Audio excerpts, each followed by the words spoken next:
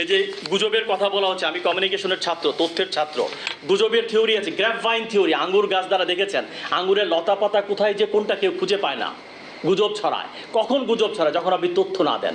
যত বেশি ইন্টারনেট বন্ধ করবেন, যত বেশি ফেসবুক বন্ধ করবেন, ইউটিউব বন্ধ করবেন, তত বেশি গুজব ছড়াবে। আপনার সৎ সাহস থাকলে সবগুলো ওপেন করেন, বিশ্ববিদ্যালয়গুলো খুলে দেন, দিয়ে আপনি নৈতিকভাবে মোকাবেলা করেন।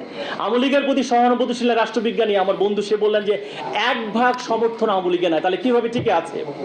আর এই শিক্ষার্থীরা, বাচ্চাগুলা, নিরীহ শিশুদেরকে যেভাবে মারা হচ্ছে, তাদের সঙ্গে তো আপনারা আলোচনা করতেই চান না, তাদেরকে পাত্তাই দিতে চান না আসলে। আর এটা পুরো পৃথিবী জুড়ে আছে, খুলে দেখেন। জুডিশিয়ারির কাছে একরকম, আর যারা নির্বাহী বিভাগ তাদের একরকম। এই কোটা আন্দোলনের কাজ আদালতের কাজ ছিল না।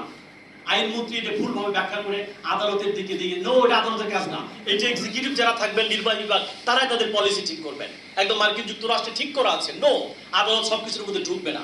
তাদেরকে ঢোকানো হয়েছে, কালক্ষেপণ করা হয়েছে, এবং আজকে এই পর্যায়ে তাদেরকে নিয়ে যাওয়া হয়েছে।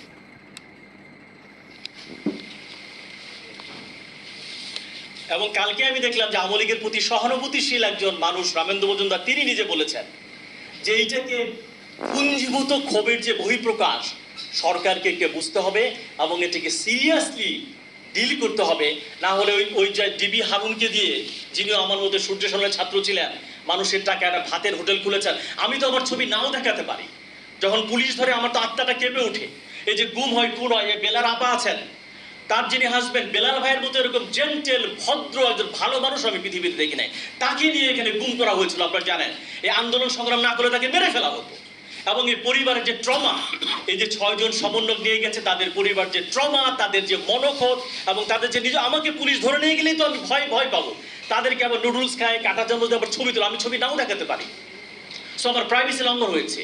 এই হেফাজতে নিয়ে গেছে, এটা আমাদের সংবিধানে লঙ্ঘন হয়েছে না। আমি অনেকদিন দেশের বাইরে ছিলাম, আমি পরে এসেছি, এই জন্য আমার মধ্যে ক্ষোভটা রয়ে গেছে। এই জন্য আমি বলতে চাই, পুরো পৃথিবী জুড়ে যে কন্টেইন করা হয় এই ধরনের আন্দোলনগুলোকে, সেটা হচ্ছে প্রো ডেমোক্রেটিক অ্যাক্টিভিটিস বাড়িয়ে করা হয়। আর সরকার করছে কি? গ্রেপ্তার করছে। 10,000 মানুষকে গ্রেপ্তার করা হয়েছে, কারাগারে তো জায়গা নেই। নিউজিল্যান্ডে দেখেন কারাগার বন্ধ করা হয়েছে, কয়েদি পায় না, আর আমরা নতুন কারাগার বানাচ্ছি। আমি শেষ করি, আমার অনেক কথা ছিল, এগুলো তো বলা যাচ্ছে না। এই যে গুজবের কথা বলা হচ্ছে, আমি কমিউনিকেশনের ছাত্র, তথ্যের ছাত্র। গুজবের থিওরি আছে, গ্র্যাপভাইন থিওরি। আঙ্গুর গাছ দ্বারা দেখেছেন আঙ্গুরের লতা পাতা কোথায় যে কোনটা কেউ খুঁজে পায় না। গুজব ছড়ায়। কখন গুজব ছড়ায়? যখন আপনি তথ্য না দেন।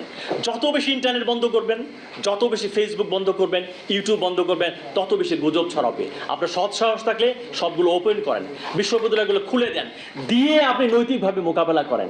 আওয়ামী লীগের প্রতি সহানুভূতিশীল রাষ্ট্রবিজ্ঞানী আমার বন্ধু, সে বললেন যে 1% সমর্থন আওয়ামী লীগে নাই, তাহলে কিভাবে টিকে আছে? আলথুজার নামে একজন ফরাসি দার্শনিক, তিনি বললেন যে সরকারগুলো টিকে থাকে 2 ভাবে। একটার নাম হচ্ছে আরএসএ। আরএসএ মানে হচ্ছে রিপ্রেসিভ স্টেট অ্যাপারেটাস, মানে যেগুলো রাষ্ট্রের বল প্রয়োগের শক্তি, যেমন সেনাবাহিনী, যেমন পুলিশ, আনসার, র্যাব, এগুলো হচ্ছে আরএসএ, রিপ্রেসিভ স্টেট অ্যাপারেটাস। আরেকটা হচ্ছে আইএসএ, ইডিওলজিক্যাল স্টেট অ্যাপারেটাস। যারা ক্ষমতাসীন সরকার, তাদের পক্ষে সাংবাদিক, বুদ্ধিজীবী, যারা কলম লিখেন, যারা কথা বলেন বিভিন্ন ক্লাব, তার মধ্য দিয়ে সরকারের মতাদর্শের পক্ষে একটা জনমত তৈরি করতে পারেন। তাই আমি বলি, এই যে সাংবাদিক, শিক্ষক, বুদ্ধিজীবী, আওয়ামী মতাদর্শে যারা ছিলেন আইএসএ, ইডিওলজিক্যাল স্টেট অ্যাপারেটাস টোটালটাই ফেল করে গেছে। না হলে কেন 99% জনমত আপনার বিরুদ্ধে চলে গেল? তাহলে আছে কি রাস্তায়? আরএসএ, সেনাবাহিনী আছে, পুলিশ আছে, আর্মি আছে, আনসার আছে, র্যাব আছে।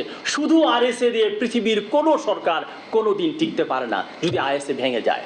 কাজেই এই যে দেয়াল লিখন, এই যে ছাত্রদের চিৎকার, এগুলাকে সরকারকে উপলব্ধি করতে হবে। এবং আমরা যেটা বলতে চাই, আওয়ামী লীগের বিএনপি দিয়ে না, আমরা একটা নতুন সংবিধান রচনা করতে চাই, এবং এই নতুন শিক্ষার্থী, নতুন ছাত্র আন্দোলন দিয়ে, নতুন রাজনৈতিক আন্দোলনের মধ্য দিয়ে মুক্তিযুদ্ধদের সত্যিকারের চেতনা, একটা বৈষম্য বিরোধী, একটা গণতান্ত্রিক, একটি মানবিক মূল্যবোধ সম্পন্ন ধর্মনিরপেক্ষ রাষ্ট্র নির্মাণের যে সনদ আমরা লিখেছিলাম, সেইটি আমরা আবারও আমাদের বুকে রক্ত দিয়ে লিখতে চাই। আমাকে শুনবার জন্য আপনাদেরকে